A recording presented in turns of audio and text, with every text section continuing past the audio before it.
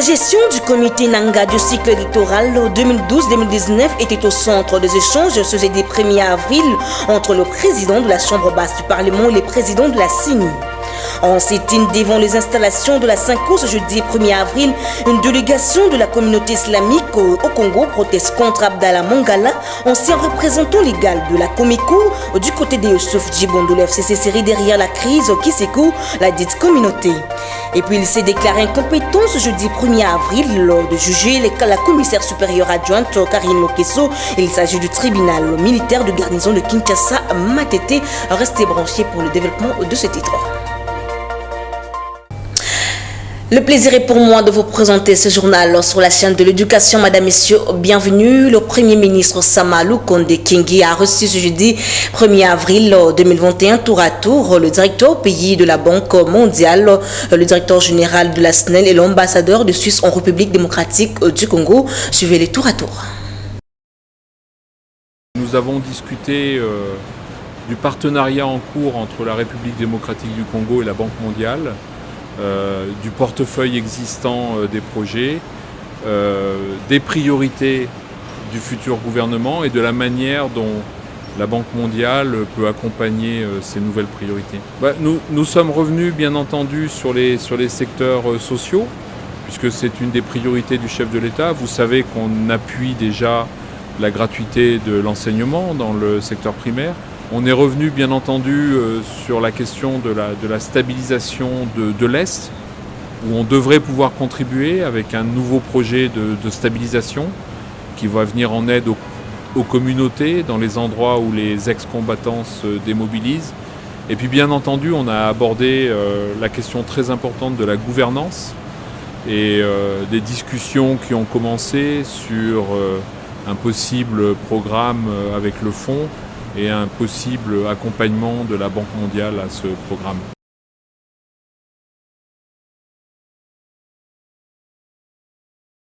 Son Excellence le Premier ministre, quand il a appris que la SNEL était victime des actes de vandalisme sur son réseau électrique, particulièrement au Katanga, où pratiquement chaque jour il y a des inciviques qui sont en train de voler les cornières, de voler les conducteurs en cuivre, et cela risque même de mettre en péril la fourniture d'électricité et à la population et aux industries minières et avoir un impact très néfaste. Et le Premier ministre a jugé utile de nous faire venir pour que nous lui donnions des amples explications de façon à lui permettre de prendre justement des mesures pour accompagner la SNEL de façon à ce que nous puissions résoudre le problème, pour que nous puissions assurer la continuité des services.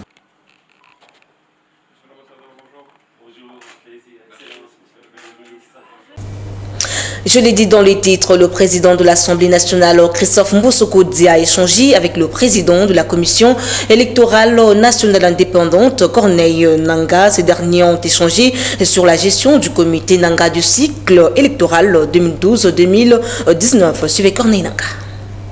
Comme nous le savons, la session parlementaire a été ouverte le 15 mars dernier et un débat républicain est en cours en rapport avec les réformes électorales et le quatrième cycle électoral, donc le quatrième cycle électoral qui va nous conduire aux élections de 2023. Ces débats républicains méritent que la CENI vienne donner des éléments à la représentation nationale. Et parmi ces éléments, c'est entre autres l'audition du rapport général des élections qui part, du processus qui part de 2012 jusqu'à 2019, mais aussi donner des recommandations en termes de perspectives pour les réformes qui se préparent. C'est de cela qu'il était question. Nous avons donc retenu la date du 9 avril prochain. La CENI devra présenter son rapport général à l'Assemblée nationale, conformément à l'article 28 de la loi organique de la CENI. Dans l'actualité aussi, Ferdinand Cambéré, secrétaire permanent adjoint du PPRD, félicite le président de l'Assemblée nationale, Christophe Mbosso Kodia, pour son implication à la recherche de la paix et dans la partie est du pays. Il soutient cette démarche. Suivez.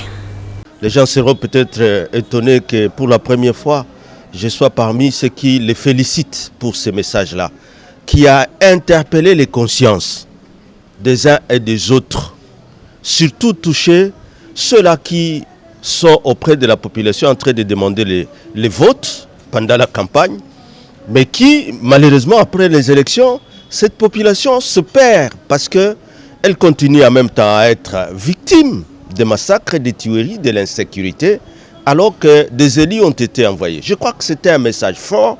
Je dois les féliciter et l'encourager d'aller de l'avant parce que c'est le cri de la population maintenant. Le mal, ce serait aujourd'hui que les gens cherchent à récupérer pour dire non, nous ne sommes pas d'accord avec ce qui a été dit Mbosso, nous allons nous accuser Mbosso. Non, la profondeur c'est quoi? C'est l'interpellation. Les langues c'est délit.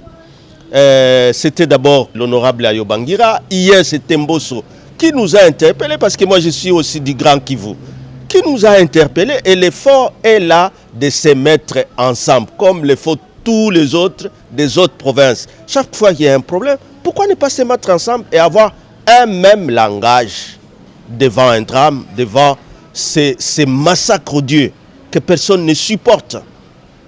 Donc encore une fois, je pense que c'était l'occasion pour plutôt ces députés-là que de menacer Mbosso d'une motion, que de menacer de les traduire en justice. Ça, c'est simplement vouloir cacher. Et ils veulent cacher quoi? Parce qu'il y en a quand même des notables qui s'étaient exprimés qu'avant que ces massacres n'aient lieu, alors qu'ils sont fils du coin, et ils étaient au courant. Qu'est-ce qu'ils attendent? Parce qu'on continue à tuer les gens. Revenons sur cette information où le Premier ministre sortant Sylvestre Ilunga-Nkamba a présidé la réunion du comité de conjoncture économique le mercredi 31 mars 2021. Suivez le compte rendu avec le vice-premier ministre du budget, Jean-Baudouin Mayor. Au plan national, il y a des statistiques sur la Covid données par le comité multisectoriel de lutte contre la pandémie à Covid-19 dans notre pays. Ces statistiques indiquent que au 28 mars 2021, il y avait 8012 cas de personnes atteintes contre 27 553 au 20 mars 2021, soit 459 nouveaux cas. Ceux qui sont sceptiques, qui croient que la maladie a disparu dans notre pays, se trompent. Il faut continuer à respecter les gestes barrières. Toutes les instructions des autorités du pays, à commencer par le chef de l'État, son Excellence Félix-Antoine Tshisekedi Tshilombo. Depuis le début de la pandémie, en RDC, c'était le 10 mars 2020, nous dénombrons 24 892 personnes guéries. C'est là où il faut aussi saluer l'effort du personnel soignant dans notre pays. Il y a eu 739 cas de décès, soit 13 nouveaux cas pour la semaine écoulée. Par rapport au marché de change, il y a lieu de noter que le taux de change du franc congolais est resté stable, tant à l'indicatif qu'au parallèle. Il y a eu des légères dépréciations qu'il ne faut pas négliger, qu'il faut surveiller à l'officiel de 0,11% et au parallèle de 0,42%. Le franc congolais s'échange pour $1 à 1982,7 francs congolais à l'officiel et 2025 francs congolais au parallèle. Quant au marché de services et de biens, il faut dire que le rythme de formation des prix intérieurs est resté globalement stable. En justice, le tribunal militaire de garnison de Kinshasa, Matete, s'est déclaré incompétent de juger la commissaire supérieure adjointe Karine Lokesso au cours de l'audience de ce jeudi 1er avril 2021. Karine Lokesso est mise à la disposition de la cour militaire de Kinshasa, Matete. Les précisions avec Junel Pezo et Dani Menga. La décision est rendue à l'audience de ce jeudi 1er avril 2021, au cours de laquelle le ministère public a rappelé que l'officier de la police nationale congolaise n'est pas justiciable devant le tribunal militaire. C'est ainsi qu'il a déposé les mandats de renvoi devant la cour militaire de Matete. À l'audience publique du 1er avril 2021, prenant la parole, le ministère public révèle que les témoins supra identifiés ne pouvait plus garder son statut de témoin. Elle doit répondre du chef de meurtre et de la violation de consignes, ayant pour objet déclinatoire des compétences du tribunal militaire de garnison de Kinshasa Matete au profit de la cour militaire de Kinshasa Matete pour cause de compétences personnelles. Les coordonnateurs des avocats partis civils se sentaient soulagés car la justice reconnaît que Karine Lokesso est coupable. Nous sommes là pas pour cultiver la précipitation inconsidérée ni atermoiement inconsidéré. Nous voudrions simplement que cette affaire connaisse sa célérité et c'est ce que nous avions voulu pour que le tribunal compétent juge Karine Lokesso, même si la qualification du ministère public est malheureuse, parce que nous pensons qu'au niveau de la cour militaire de Kinshasa Matete, il y aura requalification de l'infraction de meurtre en assassinat, parce que Karine n'est pas seule. Tout a été planifié, il y a ce que nous appelons dans notre jargon le concert préalable, qui s'était tenu au district de Lemba et puis qui a été entériné par le commissaire provincial Kassongo avec Mwanamputu, le porte-parole de la police. Et il y a plusieurs commissaires ou bien plusieurs officiers de la police qui sont concernés dans cette affaire. Je crois qu'au niveau de la cour militaire, il y a possibilité que cette même cour décline également sa compétence au profit de la haute cour militaire. La commissaire supérieure adjointe Karine Lokesso a été placée sous mandat d'arrêt provisoire et transférée la semaine dernière à la prison militaire d'Indolo. Parlons religion à présent. Une délégation de la communauté islamique au Congo était en sit-in devant les installations de la Synco ce jeudi 1er avril 2021 pour contester contre Abdallah Mangala, ancien représentant légal de la Comico ayant été épuisé ses des mandats à la tête de cette confession religieuse. Selon les manifestants, la personne qui engage la Comico, c'est Youssouf Djibondo Kapiepe. Pour cette fin, je vous laisse suivre Abdoul Karim dans ses propos qui par Copan Kotomisa.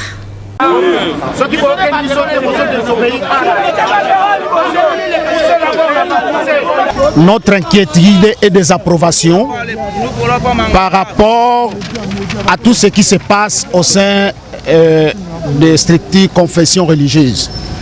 Moi, je suis le représentant légal adjoint et nous avons fait un plaidoyer à tous les niveaux. Moi, personnellement, j'ai rencontré son éminence cardinal Ambongo à 3 reprises pour leur signifier que Mangala Abdallah n'était pas un représentant de la communauté islamique. C'est un ancien représentant. Il a fait des mandats. Et maintenant, il veut glisser. Il n'a même pas été élu. Le bon sens exige pour que quelqu'un puisse siéger au niveau des confessions religieuses, il doit brandir un soubassement. Et nous avons expliqué, nous avons porté des informations à tous les niveaux, à toutes les confessions religieuses pour qu'ils ne puissent plus continuer à recevoir Mangala dans cette structure parce que nous avons un nouveau représentant légal élu le 30 janvier 2020 à la personne de Youssouf Djibondo Kapiepe. Et maintenant, qu'est-ce qui se passe? Au niveau de la CIME, il y a Moussa Rachid qui est là. Moussa Rachid, c'est le beau-frère à Mangala. Chaque fois lorsqu'il y a une invitation venant de la présidence de la République. Venant de la présidence de la République, celui-ci remet l'invitation à Badala Mangala qui nous représente. Et comme il y a les enjeux de désignation du président de la CENI, nous avons été à la CIME, on a manifesté à la CIME, on a fait des déclarations, on a eu à déposer tous les documents que nous disposons pour justifier notre légalité. Malheureusement, c'est comme si on est en train de nous minimiser. C'est nous les imams. Nous sommes les imams de la République démocratique du Congo. Et nous avons les fidèles musulmans derrière nous. C'est question de donner un mot d'ordre. Et ça va basculer. Nous ne voulons pas le désordre. Nous sommes un pays de droit. Nous avons pensé qu'à l'arrivée de Félix, comme on dit, l'état de droit, la Senko, c'est que nous attendons parce que Abbé Cholé, c'est lui qui lance des invitations auprès des confessions religieuses. Donc s'il faut lancer des invitations auprès des confessions religieuses pour siéger, le siège de la Comico, de la communauté islamique en République démocratique du Congo, c'est Isangi, croisement Isangi et Huileri 171. Dans le même registre, pour chez Youssouf Djibondo, sur le FCC qui serait derrière la crise qui secoue la communauté islamique au Congo, il dénonce aussi la complicité de certaines confessions religieuses. On l'écoute. Il y a une complicité au niveau de la CIME. Celui qui est là-bas, Moussa Rachidi, le beau-frère de Mangala, qui est en train de détourner toutes les invitations qui doivent parvenir ici au siège. Il détourne ces invitations pour donner à son beau-frère. Donc cette complicité-là que nous sommes en train de dénoncer. Donc Moussa, il est qui? Il n'est pas imam. Je crois que cette organisation, c'est l'organisation des imams, des prêtres et des pasteurs, des révérends, comme on le sait. Mais on trouve quelqu'un avec les influences politiques du passé, avec la famille Kabila, la famille de Joseph Kabila, il reste là en train de faire souffrir encore l'islam. Donc c'est ce que nous sommes en train de dénoncer. Nous voyons qu'il y a complicité. Pourquoi? Parce que tous les documents, nous avons tourné, nous avons fait le contour des confessions religieuses pour leur montrer notre légalité. Les documents légaux que nous sommes en train de procéder. Mais ils ont fait sourd d'oreille parce qu'on voit toujours, leurs invitations tombent toujours à Mangala. C'est pour cela, s'il n'était pas complice, il allait interpeller Moussa Rachidi pour dire que non, voilà, Moussa Rachidi, ce que vous êtes en train de faire, c'est faux, nous connaissons ceci, nous connaissons cela. Mais il ne dénonce pas ça. Voilà, c'est par là que nous trouvons qu'il y a cette complicité entre Moussa Rachidi et les autres confessions religieuses. L'injustice aussi de l'honorable Mbosso Kodiampang, qui est en train de cautionner l'inégalité.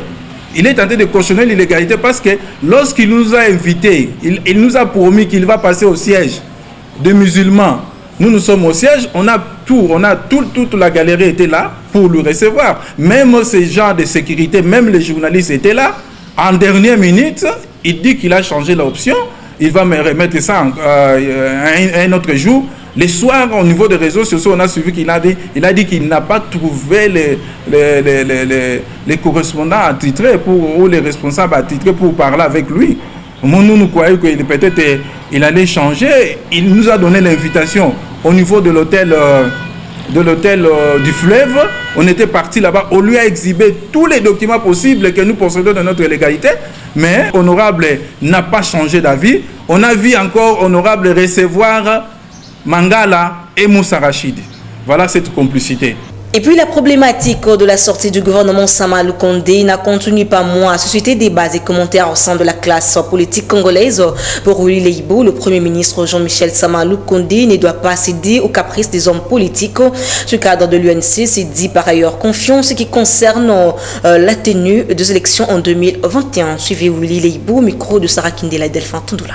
Par rapport à l'absence du gouvernement, j'ai fait une observation. Aujourd'hui, si le gouvernement ne sort pas, c'est parce qu'on veut satisfaire tout le monde.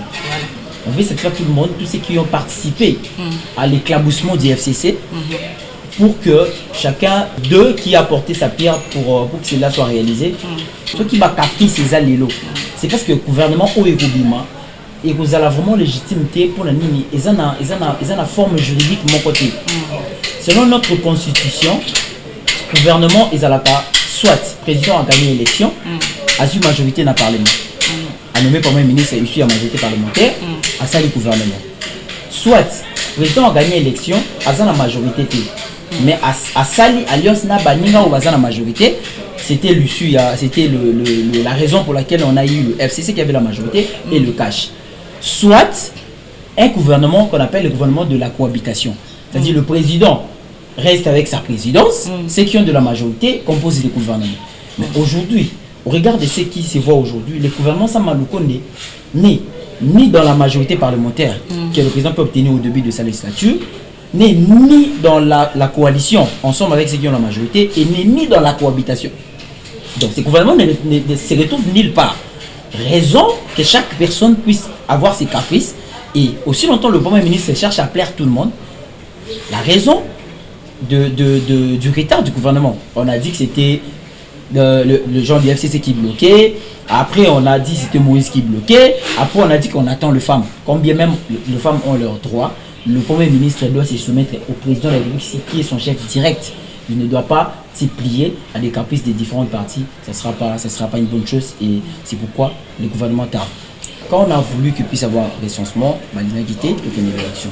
Donc il y a une élection, comme ça, côté recensement, Ezala, parmi les piliers, il y a futur président, le programme il y a campagne, comme ça, il y a un recensement, il y a un mandat de recensement, vous allez connaître, pour permettre d'organiser l'élection, mais il y a une élection. Hypothèse, il y a recensement, et comme il y a échappatoire, il y a glissement, il y a pouvoir en place où tous les lots. Et dans le reste de l'actualité aussi, la salle de conférence du ministère des Affaires étrangères a vibré ce jeudi 1er avril 2021 au rythme du forum organisé par l'Association des conjoints et conjointes de magistrats du Congo sous le thème « Le droit de la femme ». Ces assises visent la sensibilisation des épouses et époux des magistrats à connaître leurs droits. Reportage de Jeanne Rose Makasila et Suleiman Kalunga.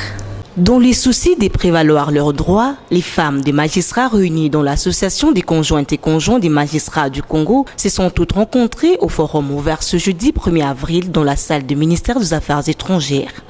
Après le mot d'ouverture prononcé par le coordonnateur, la présidente de la CEMAC, Magui Mukenge Sultan, explique le pourquoi de la CEMAC. Présidente nationale ya CEMACO, tunafurahi sana kuchanganisha babibi bote ba magistrat ya Mkongo.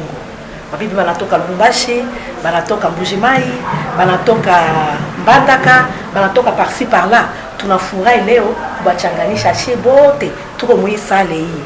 En tout cas, accenti na président de la République Félix Antoine Tshisekedi na maeta de droit iko nafanyika na vile iko napenda. Accenti na no présidente wetu Mama Denise Nyakero, accenti kesho tutakuwa ensemble na présidente wetu Mama Denise iko présidente wa magistrat suprême. Ces épouses des magistrats ont tour à tour témoigné sur les vécus de carrière de leur mari.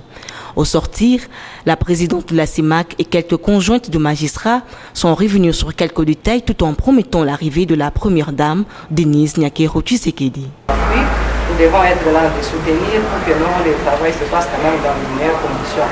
Nous sommes là en tant que conjoints et conjointes. Dans notre association, il y a quand même des idées qui sont en train de se lier du jour au jour. Et nous sommes là, nous allons les consolider pour qu'à la prochaine fois, que tout puisse marcher normalement. Il s'y est de souligner que ce forum ouvert ce jeudi 1er avril va se clôturer vendredi 2 avril 2021. Randonnons au sud Kivu où le gouverneur de cette province, Théo Ngouambidji Kassi, a échangé avec le responsable des agences du système des Nations Unies œuvrant dans sa province. Reportage. Coordonner les actions des agences du système des Nations Unies afin qu'elles cadrent avec les programmes du gouvernement provincial, c'est ce que veut le gouverneur Théo Ngouambidji Kassi. Le sujet était au centre d'une réunion de concertation stratégique de haut niveau entre le gouvernement provincial du Sud Kivu d'une part et d'autre part le responsable des agences du système des Nations Unies. Pour le chef de l'exécutif provincial, toute intervention humanitaire au Sud Kivu devrait s'inscrire dans les priorités de son gouvernement. comme le souligne ici le ministre de la Santé. Les grandes orientations données par son Excellence, Monsieur le Gouverneur, c'est d'abord l'alignement aux priorités de la province. Ça, son Excellence a estimé, a insisté à ce que tous les partenaires s'alignent à notre plan de développement. Le partenaire, disons, les services techniques, le ministère sectoriel, soient associés en amont comme en aval. En amont dans les évaluations, dans l'expression de besoins, dans les évaluations, dans la budgétisation. Il a insisté à ce qu'il y ait un cadre aussi ou un système de suivi-évaluation qui sera chapeauté par le service technique en collaboration avec le ministère sectoriel. Le gouverneur a vivement remercié ces agences pour leur implication aux côtés de son gouvernement, notamment dans les différentes catastrophes enregistrées au sud Kivu. Le responsable de ces agences ont à leur tour reconnu et salué la détermination du gouverneur Théo Ngwabi Kassi à bien accomplir les tâches qui lui sont dévolues en tant que gouverneur de province, tout en reconnaissant le travail appréciable accompli par toutes les agences du système des Nations Unies. Le gouverneur de province leur a demandé de faire davantage pour que leurs projets soient arrimés à ceux du gouvernement provincial, dont la priorité des priorités reste la sécurité des personnes et de leurs biens. Et pour clore ce journal à Kinshasa, les usagers des avenues Nyangui et Kalembelembe dans la commune de Lingwala interpellent l'autorité urbaine de la ville en ce qui concerne le mauvais état de ces axes routiers. Reportage de Joti Lofolé. L'avenue Kalembelembe au niveau de la direction Mouchi à Lingwala est dans un état de détérioration qui ne dit pas son nom. Pour cause, un trou qui s'est formé au milieu de ces deux tronçons. En effet, l'impraticabilité de cet axe routier gêne les automobilistes à circuler librement comme la démontrent ces illustrations. Cette situation est un motif d'insatisfaction pour les usagers de cette avenue.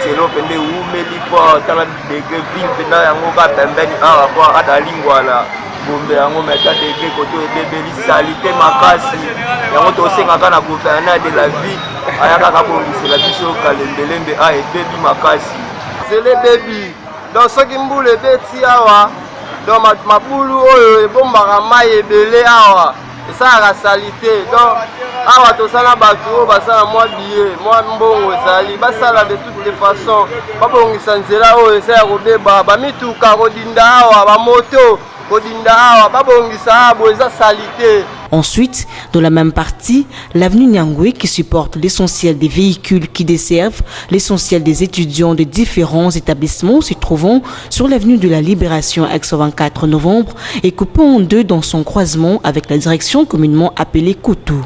Ici, également, les conducteurs éprouvent d'énormes difficultés pour négocier le passage. L'avenue Nyangui et l'avenue Kalembelembe qui sont actuellement dans un état de délabrement très avancé. Cela est dû aux travaux du feu de montant sur 24 qui ont modifié la fluidité de la circulation, entraînant un volume surexcessif sur ces deux artères principales pour la commune de Lingwala, notamment Nyango et puis Kalembelembe. L'élément premier qui a détruit cette route dans cet état, c'est les canalisations. Jusqu'à maintenant, ata mokonzi moko te aleka koto depuis bukana bakoma kokima banzela bachange betinere bakoma koleka banzela mosusu donc moto akobongisela biso nzela oyo azomonana te même si pour promesse ya commune oyo ya Lingwala nzela oyo bakimango alekaka société depuis bukana donc toyebi te lokwa gouvernement nani ezobima bakonzi basala tu batela soni makambo ya nzela oyo donc nzela oyo tozosusi makasi mpenza donc moye bakami eleka eza te bakomi kodeborde et pourtant ezali okuti moko secondaire soki babongisi yango même embouteillage et. C'est pourquoi il est nécessaire que l'autorité urbaine prenne ces problèmes au sérieux en l'inscrivant dans les urgences à expédier afin d'épargner les grandes artères, y compris les habitants de Lingwala, de telles situations. Vous avez certainement compris que ce journal a touché à sa fin. Vous nous avez pris en cours de diffusion. Voici l'essentiel des titres. La gestion du comité Nanga du cycle électoral 2012-2019 était au centre des échanges ce jeudi 1er avril entre le président de la Chambre basse du Parlement et le président de la CENI. En sit-in devant les installations de la Synco ce jeudi 1er avril, une délégation de la communauté islamique du Congo proteste contre Abdallah Mongala, ancien représentant légal de la Comico, du côté de Youssouf Djibondo. Le FCC serait derrière la crise qui secoue la dite communauté. Et puis il s'est déclaré incompétent ce jeudi 1er avril de juger la commissaire supérieure adjointe Karine Lokesso. Il s'agit du tribunal militaire de garnison de Kinshasa Matete. C'était là le rappel de titre. Fin complètement de cette grande édition du journal dont la chefferie a été assumée par Junior Twendela. Un grand merci à toute l'équipe technique, rédactionnelle. Derrière la caméra, c'était Delphin Tondula Guilamayamba, Laetitia Maluta. Merci de votre fidélité. Retrouvez Ruth Tomboudi pour la grande édition de demain. Au revoir.